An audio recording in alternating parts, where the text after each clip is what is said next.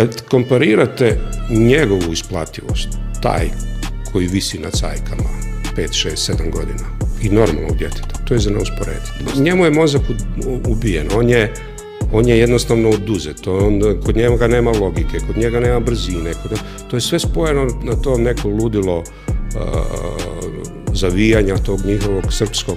Neko je programirano, otvarao klubove, pripremao tu muziku, ti klubovi, kažem vam, su dobivali puno jeftiniju pijaču za prodava, dakle, neko je ulagao u proces. Srpska služba, ovdje je služba napravila to da ubije u tim mladim ljudima potencijal. Dakle, to je jedan onako perfidni, podli ulazak u obitelj. Djeci se dopušta. Djeca su ta koje ugrađujemo. Koja ne razumiju, pa eto šta sad je. I onda dijete cajku donese u tu kuću, tog velikog Hrvata. Taj proces od tog, rekao sam vam, od rata kad je to počelo, mislim, to je neko morao baciti na naše tržište.